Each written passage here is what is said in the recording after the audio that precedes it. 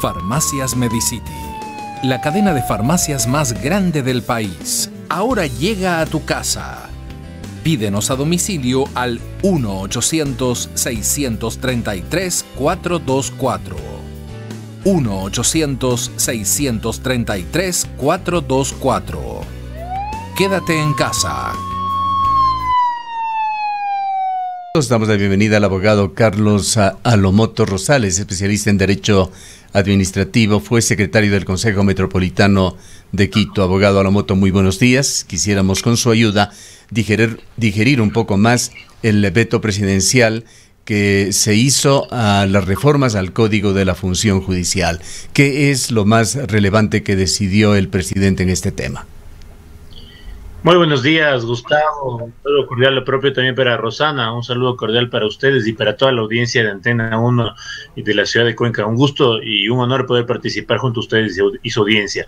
Hay varios elementos importantes que mencionar sobre la reforma al Código Orgánico de la Función Judicial, como usted bien plantea, y sobre el tema del veto presentado por el presidente de la República. En gran medida, en la Asamblea también, la Comisión de Justicia, que fue la que tramitó el proyecto de ley, ya ha analizado el veto, ya lo ha estudiado y también ha presentado un informe, como siempre, no vinculante para que el Pleno pueda tratarlo en los próximos días. Realmente el veto, en principio, corresponde a un 10-15% del texto del proyecto de ley. En gran medida, las observaciones tienen que ver, o las propuestas de cambio del texto normativo, con las disposiciones generales y transitorias de la ley, que en gran medida las transitorias por los plazos que el legislador estableció y que a criterio de la función ejecutiva deberían ser mucho más razonables o amplios de esos plazos. Respecto a la transparencia, respecto al fortalecimiento de la función judicial, desde mi punto de vista, creo que la Asamblea está dando un avance importantísimo con la reforma al Código Orgánico de la Función Judicial y fortalece sin duda, o al menos pretende fortalecer, esa independencia de la función judicial. Usted tuvo una entrevista hace pocos minutos con un legislador y evidentemente todos los gobiernos de turno, sin pocas excepciones, tratan de buscar la forma de ingerir en la función judicial, de interferir, o tratan de encontrar algún camino para nombrar jueces en su momento, para poder intervenir en las diferentes funciones y ámbitos jurisdiccionales. Ha pasado durante los últimos años, ha pasado en la historia de los gobiernos democráticos del Ecuador, y lo que hoy corresponde, lo que hoy cabe es fortalecer esa función judicial. Esta reforma trae consigo elementos importantes, como por ejemplo el tema de justicia abierta.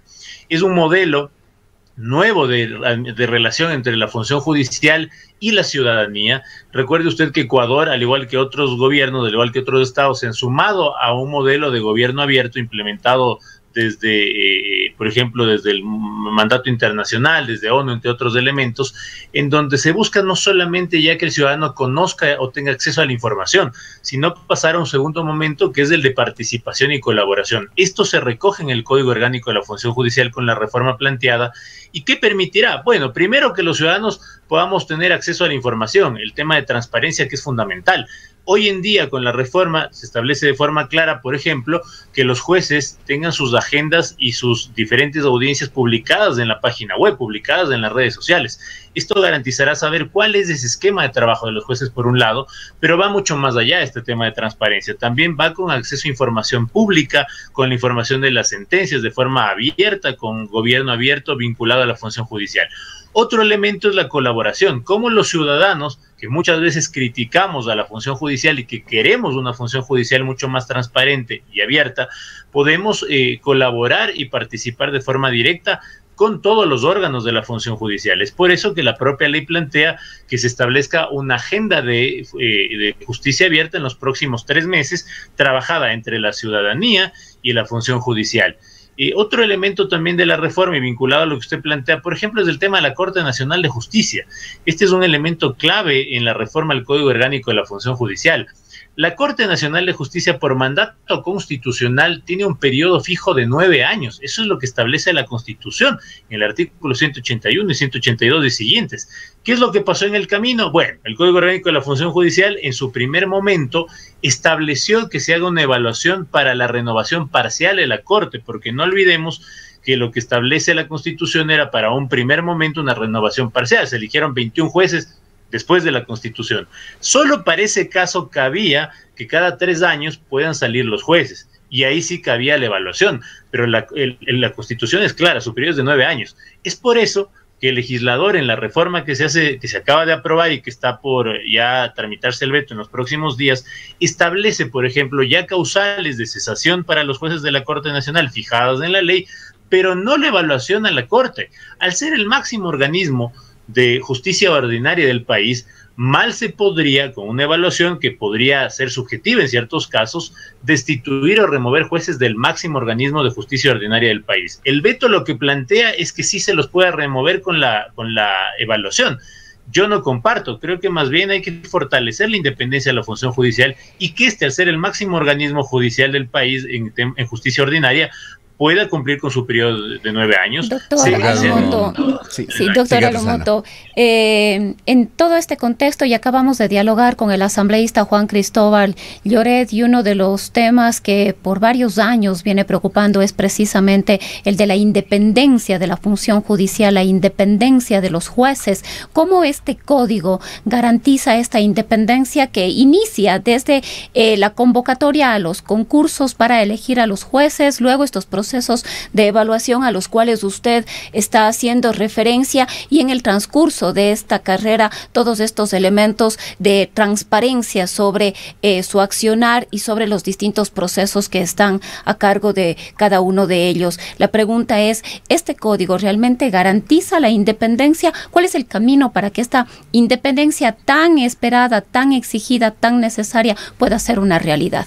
En el marco de la misma respuesta, le agradecería, abogado Alomoto, si es que podría referirse usted al error inexcusable, que es otro tema que está dentro del veto, algo que tiene que dirimirse en Ecuador cuando hay una mala actuación de un juez, pero que fue muy mal utilizado en el reciente pasado, cuando se lo utilizó con fines incluso de carácter político para ir realizando el tamiz de acuerdo a las intenciones y a los gustos desde el poder para ir moldeando la función judicial en Ecuador. Este tema que ustedes plantean es muy valioso. Como toda ley, sin duda, tiene sus imperfecciones. Ninguna ley es perfecta ni tiene el mejor de los escenarios, pero esta reforma sin duda plantea elementos claves para fortalecer la independencia, para fortalecer un mejor sistema de justicia. Por ejemplo, el tema de los concursos de oposición y méritos. Ustedes conocerán, siempre ha habido denuncias en toda la función pública que en las entrevistas, en la fase de entrevista, generalmente se suele tener calificaciones discrecionales. Es por eso que ya con la reforma se elimina que para cualquier concurso de oposición y méritos de ingreso a la función judicial existen estas entrevistas que podrían ser discrecionales. Se fortalece las pruebas teóricas, se fortalece las pruebas técnicas y prácticas, que es un elemento clave para ingresar a la función judicial, pero se elimina la entrevista que solía ser subjetiva en muchos de los casos de los concursos de oposición y méritos. Y doctor, perdona que le interrumpa aquí, ¿y las evaluaciones psicológicas? Este es un tema que también se clarifica en la reforma al Código Orgánico de la Función Judicial. Pudo ir más allá el legislador, porque el tema de las pruebas psicológicas también en algunas ocasiones pueden ser mal utilizadas. En todo caso, se clarifica, por ejemplo, algunos elementos claves para el tema de la prueba psicológica para que puedan ser mucho más objetivas, se pueda verificar con mayor idoneidad. El tema de la participación de la sociedad civil para poder tener procesos de veeduría de los concursos también se aclara con la reforma, y esto garantiza que ingresen los mejores servidores a la función judicial. Esa debe ser la vía. Por otro lado, la evaluación periódica cada 3 años también, que se debe realizar a todos los servidores de la función judicial, incluidos los jueces, por supuesto, y también la propia Corte Nacional de Justicia, que será evaluada, pero con fines de mejora continua, no con fines de remoción. Sobre lo que decía Gustavo, que también es un tema vital, el tema del error inexcusable, el tema del dolo, el tema de la manifiesta negligencia. Esto, por ejemplo, en los últimos años fue juzgado y sancionado por el órgano administrativo de la función judicial, que es el Consejo de la Judicatura. Eso no puede ser así, no cabe que sea así. La Corte Constitucional se pronunció mediante sentencia y la reforma ya plantea de forma adecuada que sea el juez superior el que pueda determinar cuándo se ha encontrado error inexcusable, dolo o manifiesta negligencia. Esto es algo pertinente, esto pasa en todos los países en donde la función judicial se ha fortalecido. Es el juez superior el que debe determinar o establecer que se encuentra, que ha encontrado en el proceso en el cual está revisando el error inexcusable, el dolo, la manifiesta negligencia, para que luego de la declaración jurisdiccional sea el Consejo de la Judicatura el que a través del sumario pueda determinar la sanción correspondiente. Esto se mejora muchísimo con la reforma y es la vía pertinente. La Corte Constitucional ya lo dijo también en su sentencia. Es el mecanismo para fortalecer la función judicial. Ningún órgano administrativo, por más órgano administrativo de la propia función judicial que sea, puede determinar si es que hay el error inexcusable, el dolo, la manifiesta negligencia. Es el propio juez superior el que debe determinarlo. Este es un paso también importante en la reforma al Código Orgánico de la Función Judicial sobre esta línea que ustedes plantean. No sé si podría comentar también otro elemento que nos beneficia a los ciudadanos. Por ejemplo, en la reforma al Código también plantea una reforma a la Ley de Comercio Electrónico. ¿Qué ha pasado con la pandemia? Todos los ciudadanos y el propio Estado hemos descubierto que tenemos un proceso muy lento para que los trámites ciudadanos puedan ser tramitados de forma digital, para que cualquier pedido ciudadano se pueda tramitar a través de las plataformas digitales. Es por eso que en esta reforma, también con bastante acierto, el legislador crea algo que se llama el Sistema Único de Gestión de Trámites del Ciudadano y el Estado, y con ello la creación del buzón electrónico ciudadano, cuyo plazo, de acuerdo a lo que ya está aprobado y no ha sido vetado, es de 1 año para su implementación. Esto a cargo del Registro Civil y también del Ministerio de Telecomunicaciones. En 1 año, si se aplica de forma adecuada la ley aprobada o que está próxima a entrar en vigencia una vez que se tramite el veto, los ciudadanos podremos pedir cualquier trámite administrativo o inclusive los temas jurisdiccionales a través de la plataforma única que se deberá implementar. ¿Cuán necesario es esto para el país? ¿Cuán importante es avanzar hacia el gobierno digital, hacia el gobierno telemático? El que como ciudadanos podamos pedir cualquier tema al Estado, a cualquier entidad estatal, de forma telemática, desde nuestro domicilio, desde nuestra oficina, y que la respuesta integral se dé también desde el domicilio. Y también esto tiene que ver con las reformas a la ley notarial, para que los trámites notariales también puedan ser telemáticos, desde su inicio puedan ser solicitados y también la respuesta a través de las plataformas digitales, tal como lo plantea el proyecto de ley. Alomoto, aprovechando su experticia en derecho administrativo, hay otro tema de carácter legal, del marco legal que afecta a los ecuatorianos, muy importante, que acaba de reformarse. Esto ya por su extinción, por la durabilidad de un decreto. Nos referimos a que desde el 12 de noviembre se aplicó ya como fecha límite la terminación de varios beneficios de alivio financiero que se habían planteado con la ley de apoyo humanitario por la pandemia. Quisiéramos saber cuáles de los temas que se plantearon en esta ley persisten, pues entendemos que no todos se extinguen. Está entre estos, por ejemplo, la situación de los arriendos, los arrendatarios y los arrendadores, cómo queda la situación. Y en general quisiera también que se refiera usted a la aplicación de medidas contracíclicas o de reactivación económica. Han surgido en estos últimos días dudas. Hay economistas de renombre que señalan que estos planes de reactivación económica han resultado un engaño, de que 1.200 millones de dólares que vinieron desde el Fondo Monetario Internacional para el país para este fin no fueron utilizados, sino se los utilizó para dar solamente liquidez al gobierno y para pagar a ciertos bancos internacionales por compromisos financieros del Ecuador, pero no se los utilizó en programas de reactivación económica, y por ello está un informe reciente, esto recién el día de ayer, de la Comisión Ciudadana Anticorrupción, que por fin ha obtenido datos del Ministerio de Finanzas, y en uno de los programas de reactivación económica, créditos que se abrieron con la sugerente etiqueta de Reactívate Ecuador, que dijo que se ponía a disposición de los ecuatorianos 500 millones de dólares para la reactivación de empresas. Solamente, y esto es informe fresco, reitero, del día de ayer, se han entregado 40 millones de dólares. Por favor, refiérase a este tema, el marco legal posterior al 12 de noviembre, cuando perdió ya efecto en buena medida la ley humanitaria. Sí, Gustavo, ahí me parece que el legislador también tuvo algunos desaciertos respecto a la aprobación de la ley de apoyo humanitario. Se pudo ir mucho más allá. La pandemia no es un tema de 3 meses, no es un tema de 3 meses después del último decreto ejecutivo por el estado de excepción, va mucho más allá. Esto tiene que ver con una política pública integral, con el diseño de una política pública que se ajuste primero al plan de desarrollo nacional, que se ajuste al marco constitucional y legal vigente, pero que también se ajuste a las necesidades de lo que está pasando hoy en día el Ecuador en su situación económica, social, económica de las familias también.